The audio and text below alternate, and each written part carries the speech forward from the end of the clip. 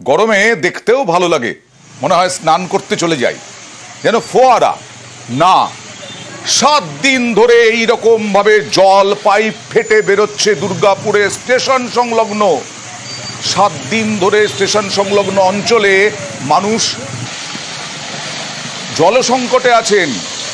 দুর্গাপুরে এভাবেই জলের পাইপলাইন ফেটে বিপত্তি।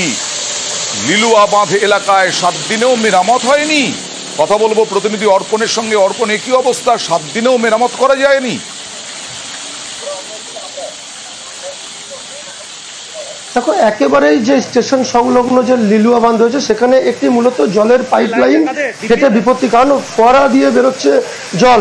7 দিন ধরে এলাকায় জল সংকটে ভুগছে এলাকার মানুষ।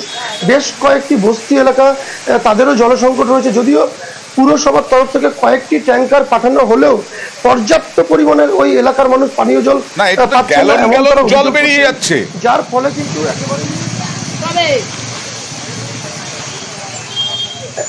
একেবারে পুরসভার তরফ থেকে কিন্তু জলের ট্যাঙ্কার পাঠানো হলেও কিন্তু পর্যাপ্ত পরিমাণে সেই জল পাঠানো হচ্ছে না, এমনটা অভিযোগ করছে। অন্যদিকে 7 দিন ধরে কিন্তু মেরামতির কাজ কিন্তু করা যায়নি পুরসভার তরফ থেকে, কারণ 7 দিন হয়ে গেল এই পাইপ ফেটে বিপত্তি। পুরসভার তরফ থেকে কিন্তু তারা জানাচ্ছেন যে যদিও এই পাইপ লাইন ডিপিএল এর আওতাধীন, সেই কারণে তারা মেরামত করতে পারছেন না।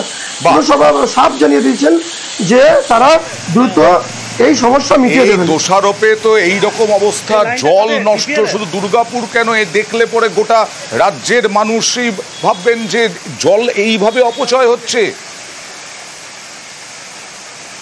1 সপ্তাহ হয়ে গেল। 1 সপ্তাহ কেন জল পাওয়া যাচ্ছে না? কেন জলটা এখানে পাইপ ফেটে গেছে। কাউকে জানাননি? জানাইছে মনে হয়, কিন্তু তারপরে কিছু হয়নি। না, কবে হয়েছে? এটা সাজছে মনে হয়। এখন জল পাওয়া যাচ্ছে না? না, জল পাওয়া যাচ্ছে না। জল যেমন তেমন করে আসছে। জলের ব্যবস্থায় টাঙ্কিতে দিন যাচ্ছে, তারপরে এদিকে খাবার ব্যবস্থা, এখানে খেলাতে একটা কল রয়েছে, ওইটাতে নিচ্ছি, কুয়ার জল খাচ্ছি। কতদিন ধরে জল নেই? আর 1 সপ্তাহ দিয়ে। তাহলে এখন কি করে চলছে তাহলে? এদিকে ওদিকে জল কেউ যার শাখা আছে কিনে খায় না, আমরা স্টেশন দিয়ে আনি। এটা কি প্রায়শই এরকম হয়? না, এই প্রথমবার হলো, আগে এরকম হতো না। রানীপাড়াতে জলের সমস্যা আছে। আমরা ডিএমসি থেকে ট্যাঙ্কার দিয়ে যত হোক ফুলফিল করার চেষ্টা করছি। কিন্তু এটা জল ট্যাঙ্কার তো টেম্পোরারি সলিউশন, তো এটা আগে থেকে ওখানে ডিপিএলের পাইপলাইন আছে, তো এটা ডিপিএল সরায়। ডিপিএলকে নিশ্চয়ই বলা হয়েছে, একটু লেট হয়েছে, তাও আমি আবার আজকে বলবো ডিপার্টমেন্টকে বলার জন্য যে ডিপিএলকে বলে ওটা তাড়াতাড়ি করে দেওয়া হয়।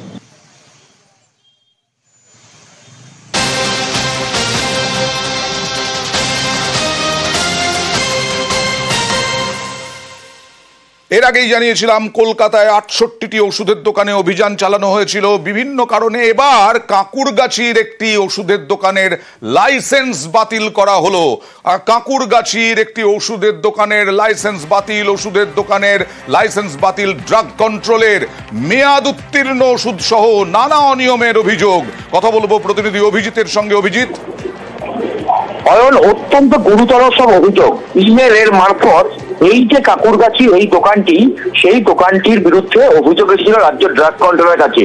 4 জন ইন্সপেক্টর, ড্রাগ কন্ট্রোলের 4 জন ইন্সপেক্টর এই লোকনাথ মেডিকেল নামে এই ওষুধের দোকানে, সেখানে তারা অভিযান চালায় এবং গিয়ে তাদের চক্ষু ছানা পড়া, কারণ দেখতে পায় যে মেয়াদ উত্তীর্ণ ওষুধ অর্থাৎ এক্সপায়ারি ডেট হয়ে যাওয়া ওষুধ, সেই ওষুধ রেফ্রিজারেটরের মধ্যে রাখা রয়েছে। এমন ওষুধ যেগুলো কোল্ড চেনের মধ্যে রাখার কথা, 2 থেকে 8 ডিগ্রি তাপমাত্রা রাখার কথা, সেগুলো খোলা জায়গায় পড়ে রয়েছে। ওষুধের যে স্টোরেজ সিস্টেম, ছাদ থেকে চুইয়ে জল পড়ছে, অর্থাৎ সেই ওষুধগুলো আদৌ সঠিক ব্যবহারযোগ্য নয়। এবং এই পরিস্থিতিতে দাঁড়িয়ে ফার্মাসিস্টের খোঁজ করা হয়, জানা যায় যে ফার্মাসিস্ট দোকানে নেই এবং যে ওষুধের লাইসেন্স, সেই লাইসেন্স অনিয়ম করে বেআইনি লাইসেন্স দিয়ে এই দোকান চলছিল। সব মিলিয়ে চূড়ান্ত অনিয়ম। তবুও এই ওষুধের দোকানকে ফোকাস করা হয়, তাদেরকে ডাকা হয় এবং সব ক্ষেত্রে তারা ব্যর্থ প্রমাণিত হওয়ার পর অবশেষে তাদের লাইসেন্স বাতিলের ঘোষণা করা হয়। আমরা নিশ্চয়ই পরে আবারও বিস্তারিত এই খবর নিয়ে আসবো।